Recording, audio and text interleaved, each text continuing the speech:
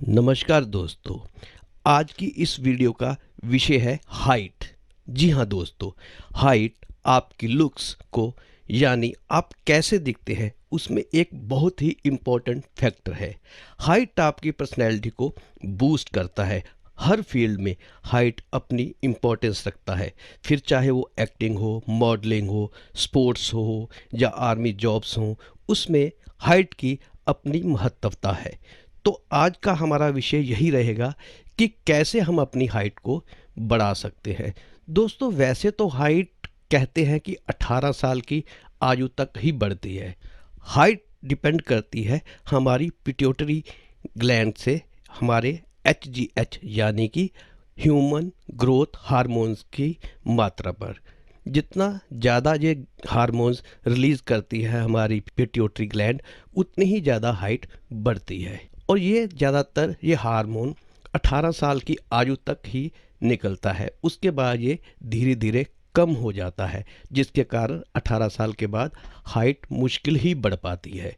पर दोस्तों, आयुर्वेद में कुछ ऐसे नुस्खे हैं जिनकी वजह से ये पिट्यूटरी ग्लैंड्स जो है वो एक्टिव हो जाता है, और एक्टिव होने के कारण ये HGH यानी ह्यूमन ग्रोथ हार्मोन्स को ज़्यादा रिलीज करना शुरू कर देता है, जिससे कि हमारी हाइट बढ़ सकती है। तो आइए जानते हैं इन नुस्खों के बारे में। आप सब लोगों ने बड़ का पेड़ यानी बरगद का पेड़ के बारे में सुना ही होगा, और उसके लगे हुए जो फल हैं जिन्हें हम गुल्लड़ कहते हैं, ये गुल्लड़ हमारी हाइट को बढ़ाने में बहुत हेल्पफुल रहते हैं। आजकल इस मौसम में मार्च से अप्रैल तक ये फल लगता है इस पेड़ पर। आप चाहें तो अभी इसको तोड़कर धोकर और सुखा सकते हैं।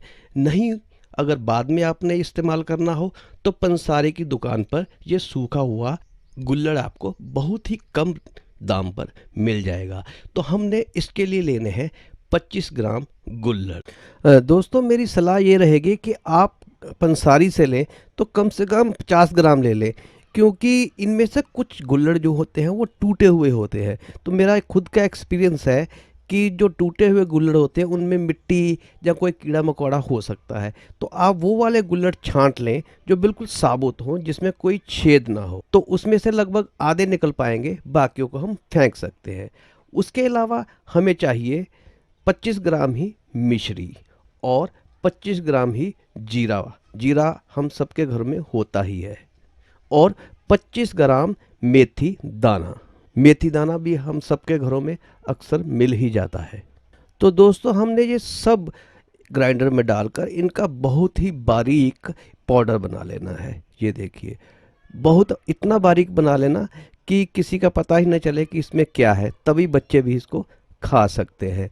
तो हमने इसको खाना कैसे है दोस्तों, तो इसको रात को सोने से पहले आधा चम्मच दूध के साथ, जो लोग 18 साल से कम आयु के हैं उनके लिए ये आधा चम्मच ही काफ़ी है, और जो लोग 18 साल से ऊपर हो चुके हैं वो लोग इसका पूरा चम्मच खाएंगे।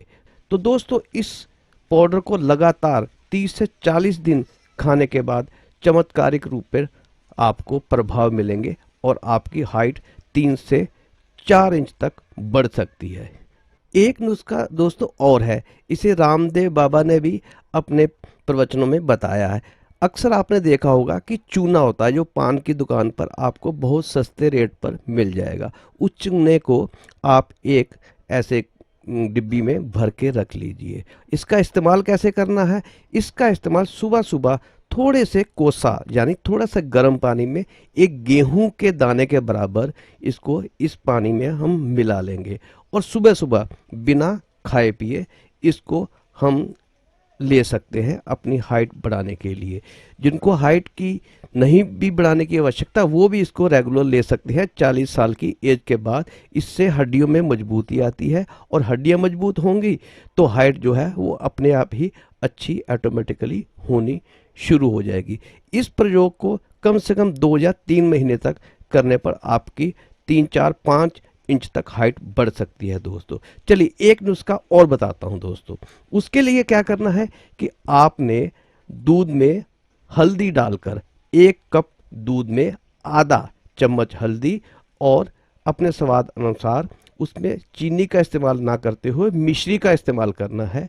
मिश्री के अलावा उसमें आधा चम्मच हम शहद भी डालेंगे और उसको रात को सोते समय पी लेना है। ये भी हाइट बढ़ाने का एक बहुत ही बेहतरीन नुस्खा है आयुर्वेद में। अच्छा, इसके अलावा बहुत सी चीज़ें और भी ज़रूरी हैं इन नुस्खों के साथ साथ। दोस्तों, साइंस भी इस बात को मानती है कि हमारी स्पाइनल कॉर्ड यानी कि हमारी रीढ़ की हड्डी का भी बहुत बड़ा रोल है हमारे इस HGH को रिलीज करने में।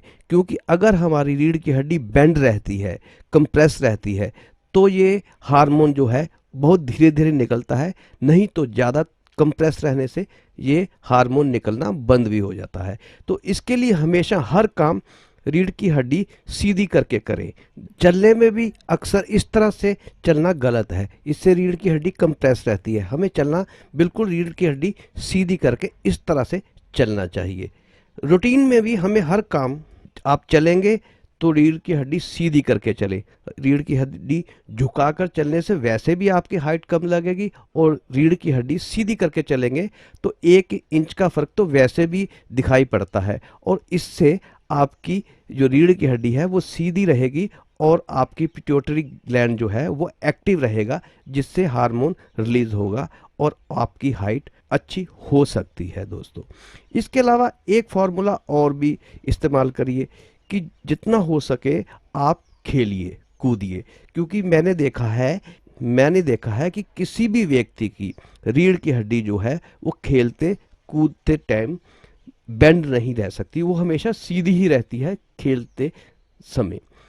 तीसरा नियम ये है कि हम लटकना जो हम ग्रेविटेशनल फोर्स के ऑपोजिट जो हमारा लटकना है वो भी बहुत बड़ा रोल अदा करता है हमारी हाइट को बढ़ाने में। तो लगातार हर रोज कुछ देर के लिए लटकें ताकि आपकी मसल मजबूत हो, और मसल मजबूत होने से भी हमारा ये हार्मोन जो है वो ज़्यादा निकलना शुरू होता है और हमारी हाइट बढ़ सकती है। तो दोस्तों, अगर आपको ये नुस्खे अच्छे लगें और अगर इनका प्रभाव आपको दिखाई दे तो ये लोगों को भी बताइए, ताकि जिनकी हाइट कम है वो भी अच्छी हाइट पा सके। धन्यवाद।